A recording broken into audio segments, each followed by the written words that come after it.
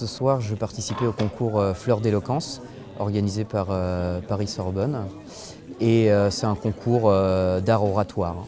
Ce soir, donc, c'était la finale. On n'était plus que 4. Et moi, mon sujet, c'était « Faut-il être imbécile pour être heureux ?» Et je devais dire oui. J'avais déjà une formation sur 2 ou 3 semaines où il y avait environ 24 heures de cours donnés, où on s'entraînait, on apprenait pas mal de choses comme comment construire ses arguments ou comment se présenter devant un public.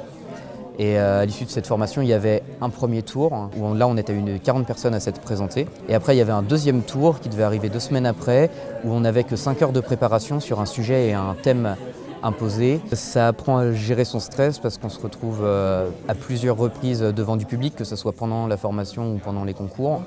Et donc première chose, voilà, se présenter devant des gens et y arriver en restant serein.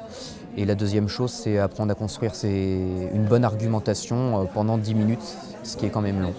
Moi, j'avais eu la chance de remporter l'an dernier à Fleurs d'éloquence, donc ça permet d'être confiant sur ses capacités oratoires et puis ça donne aussi des clés en main. Donc moi j'ai eu à la suite de Fleurs d'éloquence la chance de collaborer avec 2 chaînes de télévision, donc Demain TV et ma chaîne étudiante, et c'est vrai que Fleurs d'éloquence, ça m'a donné un peu de crédibilité sur mes capacités et puis aussi de confiance en moi. Dans notre boulot d'ingénieur, on va être amené à collaborer dans des groupes, à avoir des réunions, à prendre de la parole.